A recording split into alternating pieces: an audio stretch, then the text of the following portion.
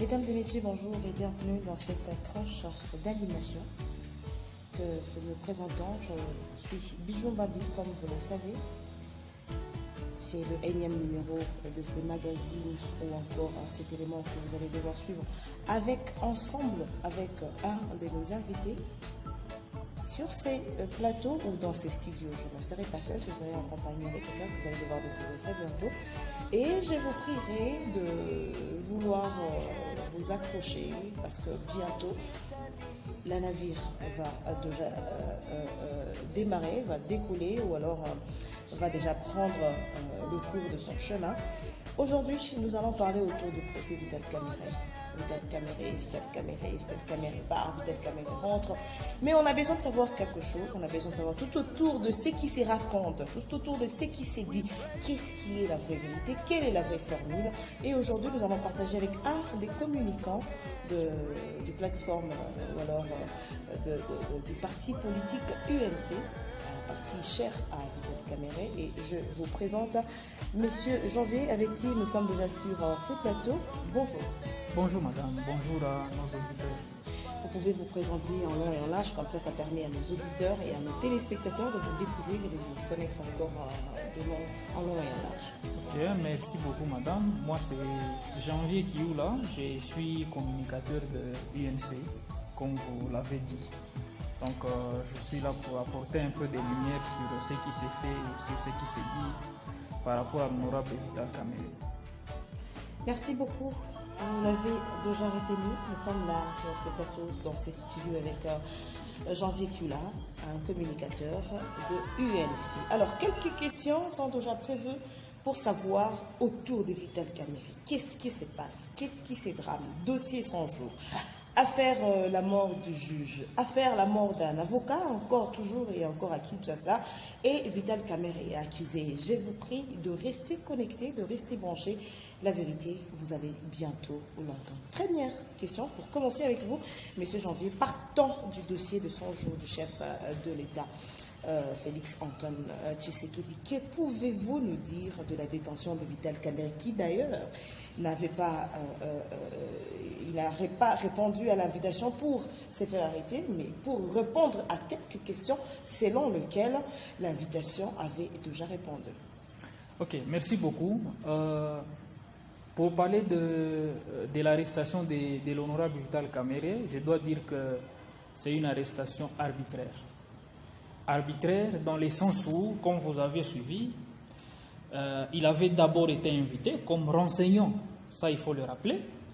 Un renseignant qui arrive là-bas, il s'est fait transformer en détenu, et disons en prévenu. Je dois dire que c'est nulle part ailleurs, c'est des choses qui se passent qu'au Congo. Donc, nous sommes seulement en train de voir comment les choses évoluent.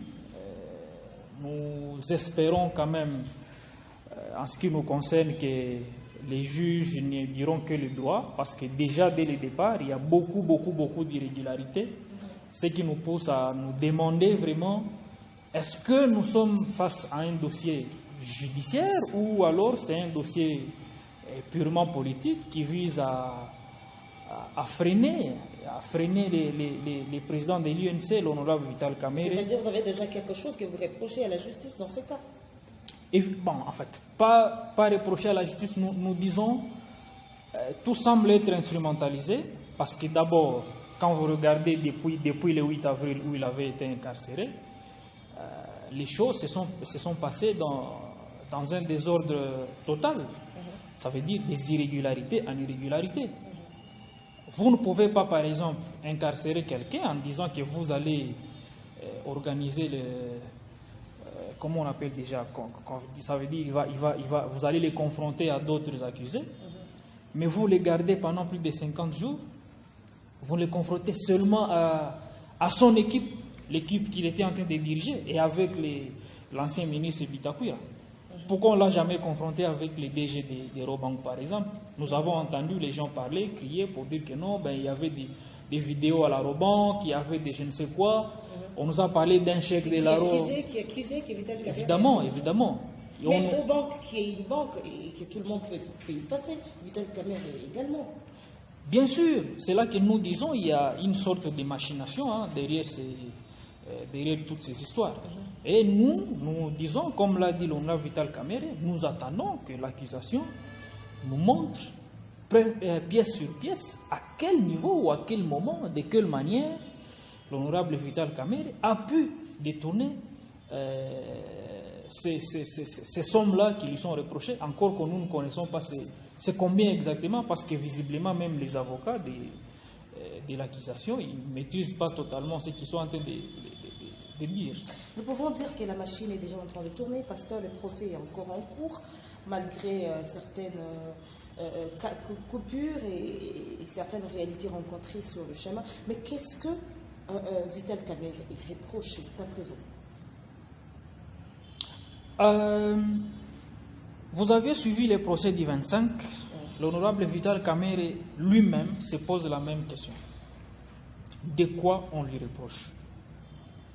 Parce que son co-accusé, le Libanais Jamal, a dit devant tout le monde que, par exemple, les 57 millions dont on parle, il les avait eu. Les 2 millions pour le deuxième contrat de Ousmane, il les avait eu. Bon, c'est à quel niveau exactement Vital Kamerhe intervient?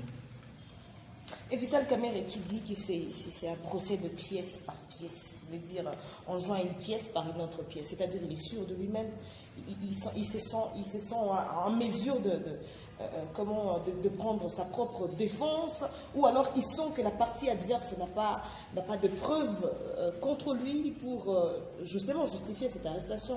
Bon, pas qu'il prend sa propre défense ou qu'il est trop sûr de lui. Je pourrais dire plutôt qu'il est sûr de son innocence. Il est plutôt sûr de son innocence. Parce que quand on vous arrête et qu'on vous défère devant les juges, c'est pour que les juges puissent fixer l'affaire et qu'ils puissent dire à l'égard de ce que nous avons comme accusation, pièce à l'appui, voilà ce qui s'est passé. Les messieurs ici, nous avons trouvé... Vous vous rappelez, madame, on était en train de dire que le parquet avait des indices sérieux de culpabilité. Mais déjà au deuxième jour du procès, nous n'avons pas eu cette impression-là. Mais c'est en train nous avons, bien sûr, nous avons vu plutôt un ministère public, ou disons la partie civile, en difficulté d'éprouver leur tir. Si vous avez bien suivi, vous avez vu comment est-ce que même les avocats de la partie accusée demandaient que nous ne puissions pas nous écarter de l'accusation. On nous accuse de détournement. Mais on ne peut pas commencer à parler de la constitution des sociétés, des contrats et tout. Ce qui fait mal dans tout ça, c'est de voir par exemple la République qui a signé des contrats en bonne et due forme à partir d'un ministre de la République, commencer à les nier. Nous sommes une République qui nie sa signature. Mais si la République nie et dit que ces signatures ou ces contrats n'ont jamais existé, mais comment on a fait pour sortir l'argent? Ils disent déjà que c'est un dossier d'intellectuel et que le dossier doit se présenter selon les intellectuels ou alors selon l'intellectualisme. Je pense que le fait que les dossiers sont encore en cours, je crois que déterminer ou dire déjà qu'il n'y a pas assez de chances ou que il y a une rétention quelque part de la part de Vital Kamerhe. Je pense que c'est encore précipité. Parce que jusque-là, je sens un Vital Kamerhe qui est encore renfermé, qui est... bon, vous avez dit, vous pouvez peut-être me prêter les mots, il n'est pas déterminé, mais il est sûr de son innocence. Le fait qu'il soit sûr de son innocence, ça le propulse, ça le pousse à être sûr de lui-même. Et tout en étant sûr de lui-même, avec des pièces à conviction, et la partie adverse qui semble ne pas avoir de preuves palpables suite à ces détournements, c'est par là que je suis en train de vouloir savoir. Nous voulons entendre, nous, la population, parce que c'est déjà un procès qui attire l'attention. Vous pouvez voir même un chat, même un enfant, devant la télévision en train de suivre le procès Vital Kamerhe, c'est-à-dire que tout le monde est intéressé. Vous voyez, un directeur de cabinet du chef de l'État, ça n'a jamais existé, ça n'a jamais eu lieu chez nous au Congo encore... moi, si je peux le dire sous d'autres cieux, devant la justice, c'est quelque chose de pas moindre. Et je pense que sortir déjà, comment les avocats de la République, tout en disant qu'ils n'ont pas de preuves ou ils sont en train de dire je ne sais pas comment, est-ce que ce n'est pas du tout précipité? Ce n'est pas précipité, madame. Vous savez, nous sommes au deuxième jour du procès. Au deuxième jour du procès, quand vous êtes accusé de détournement, déjà, les questions posées devaient aller dans ce sens-là. Nous avons vu pendant pratiquement 5 heures ou 6 heures les avocats de la République, le ministère public, s'appesantir sur des faits civils. Genre, les jours que les contrats avaient été signés, il n'y a pas de date, les contrats est ceci, les contrats est cela. Mais toutes ces histoires, nous ne sommes pas dans le détournement. On peut peut-être parler des fautes administratives s'il y en a. Là, c'est pas, on ne peut pas aller au pénal avec des fautes administratives. Encore que, si je dois revenir un peu sur les Libanais, Sami Jamal, comment on peut lui poser des questions sur les contrats? Est-ce que ça lui regarde? Ça ne lui regarde pas. À un opérateur économique, vous lui posez la question de savoir comment il a fait avec son argent, qu'est-ce qu'il a fait avec.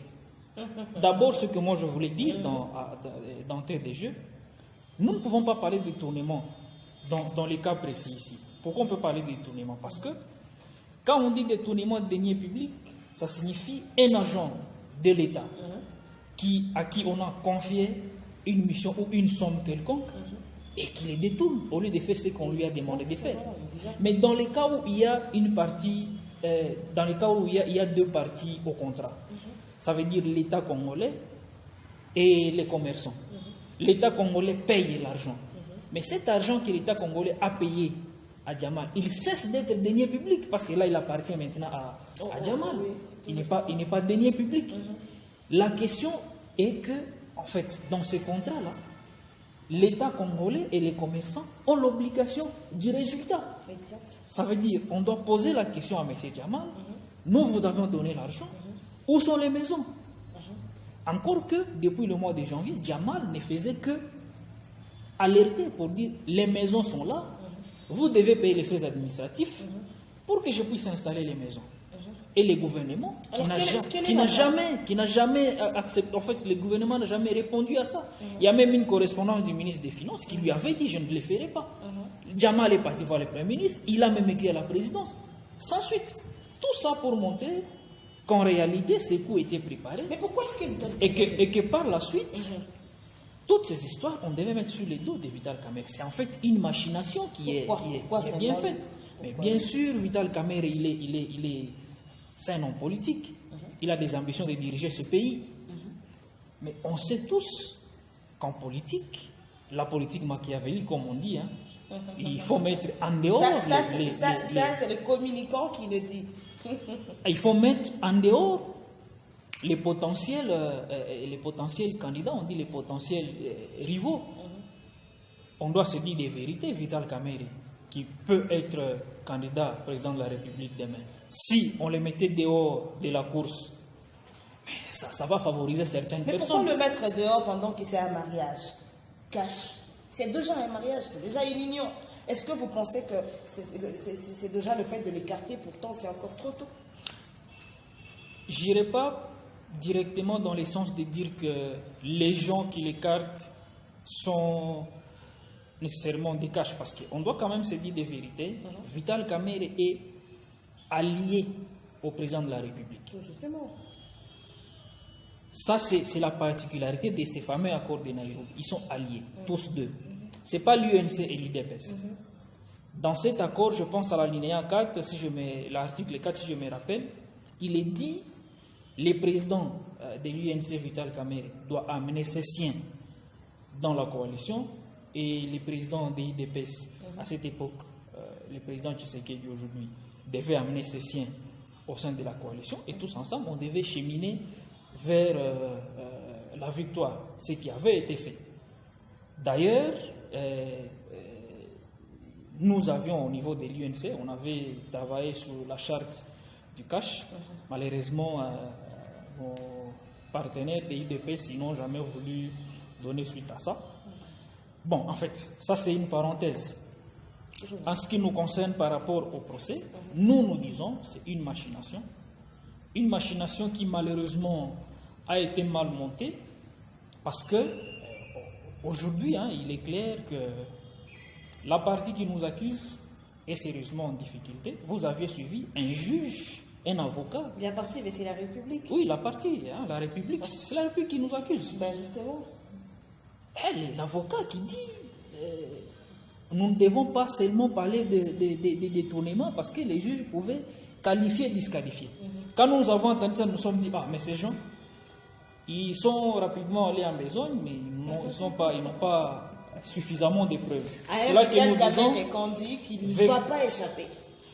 Par exemple, il ne va pas échapper. Par exemple, c'est qu'il y a déjà de quoi on reproche à Vital Kamerhe. Voilà qui démontre encore la machination ou disons la politisation, l'instrumentalisation de la justice.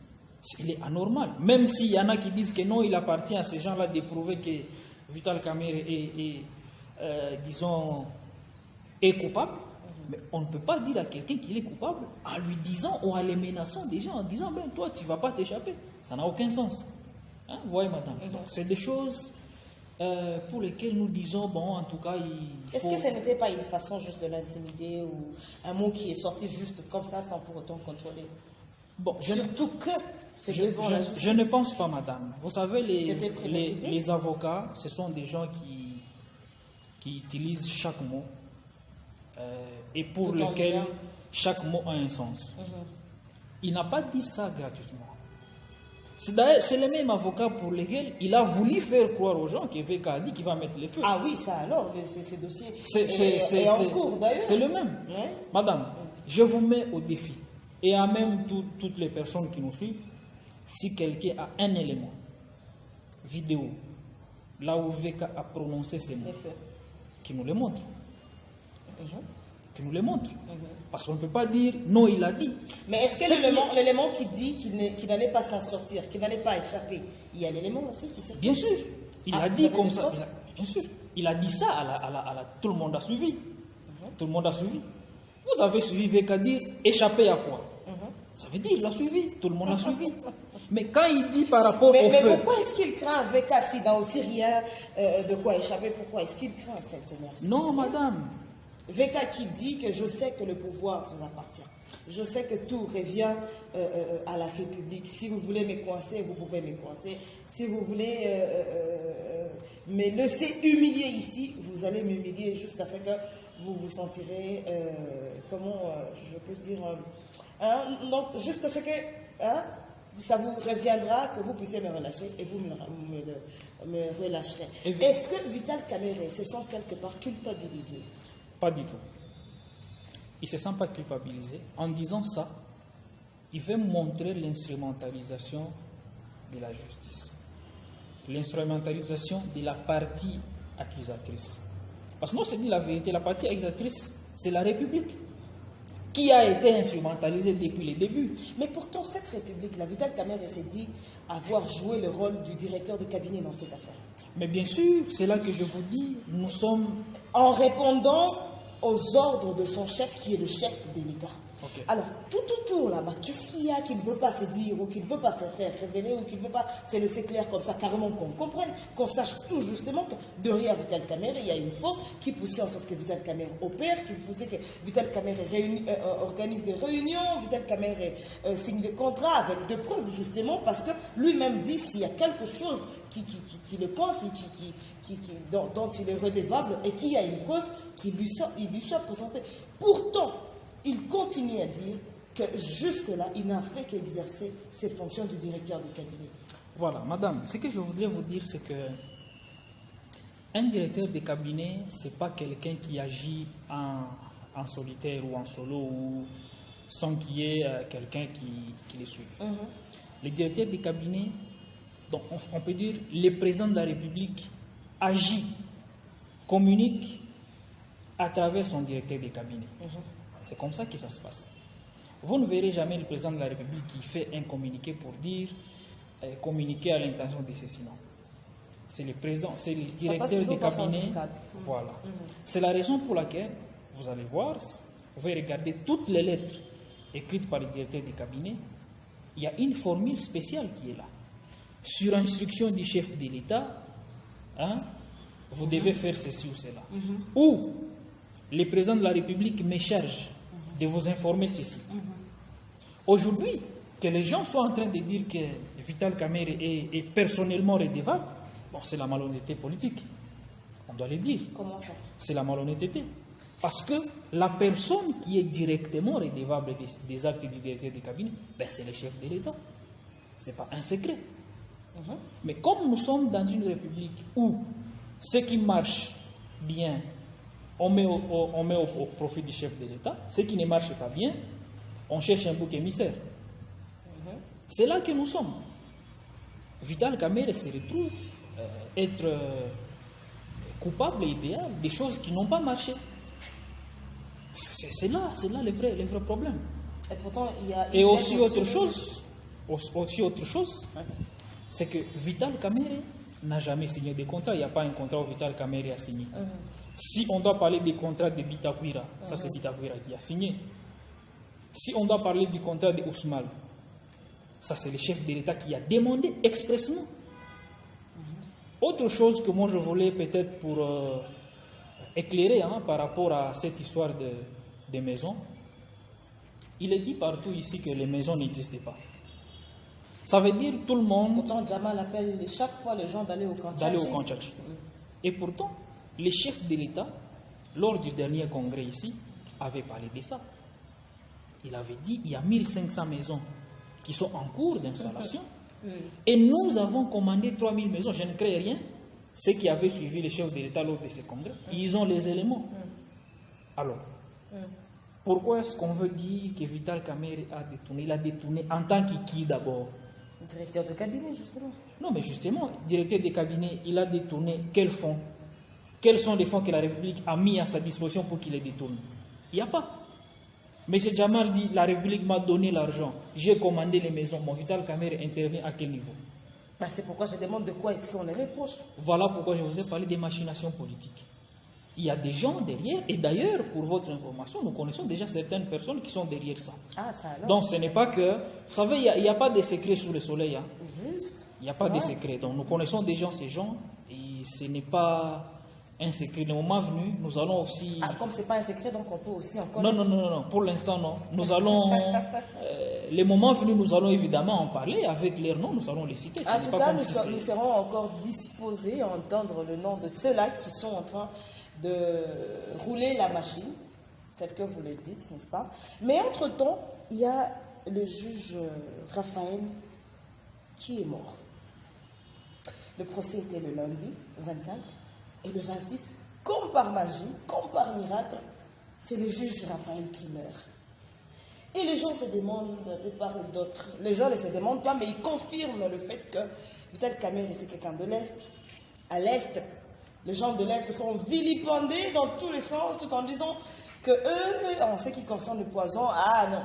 Il y a même des éléments qui tournent autour dans les réseaux sociaux qui montrent que Vital Kamerhe est en train de demander au juge d'enlever son masque.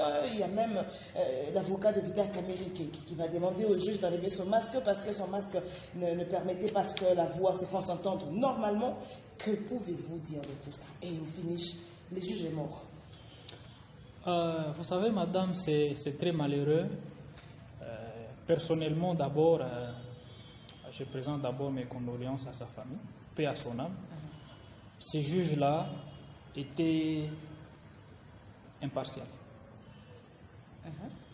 C'est un juge qui donnait l'impression de quelqu'un qui va dire les droits.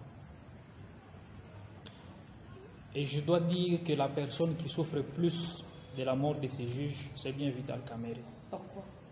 Il souffre de la mort de ces juges-là parce que il sait très bien que la mort de ces juges signifie le prolongement de son séjour à Makala.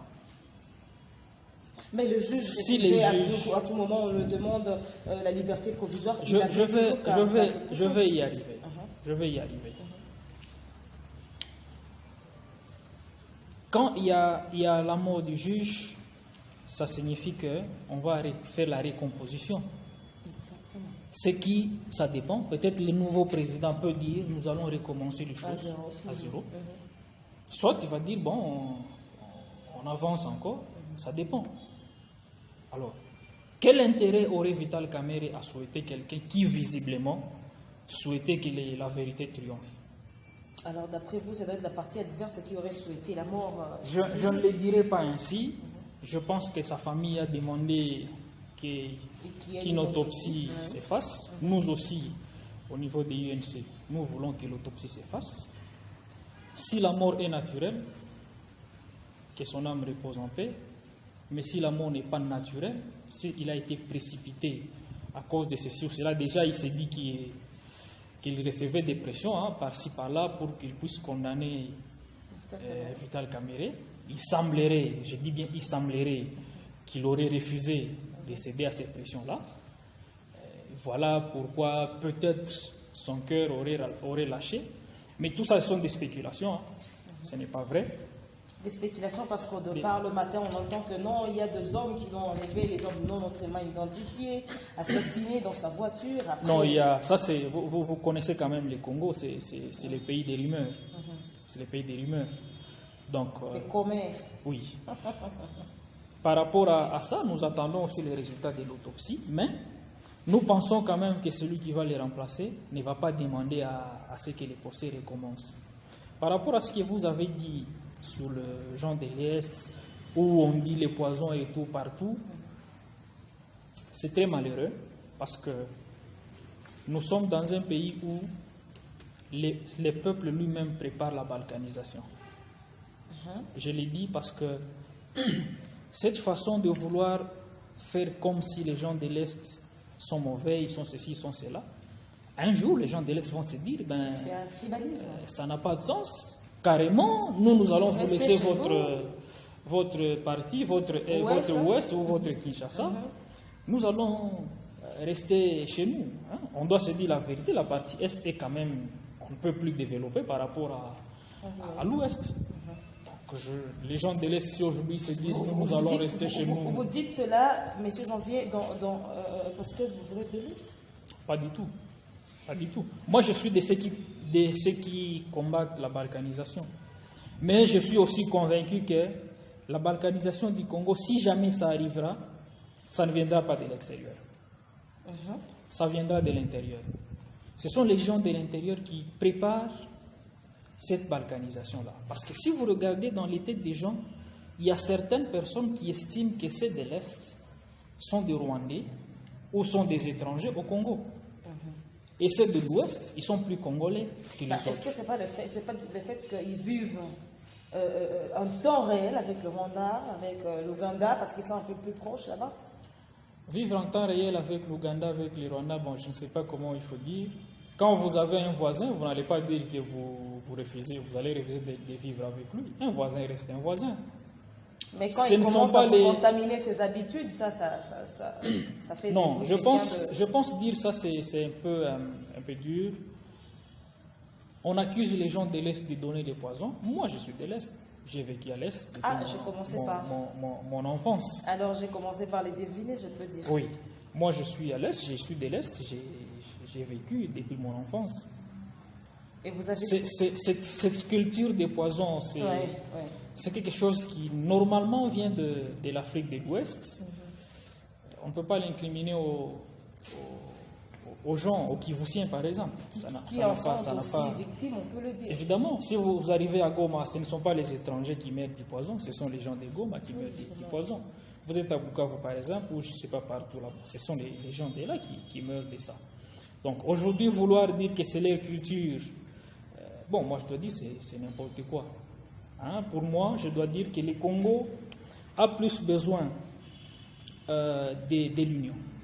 Nous n'avons pas besoin que les gens se séparent. Parce que quelqu'un a dit ça, quelqu'un d'autre a dit ça, ça n'a pas de sens.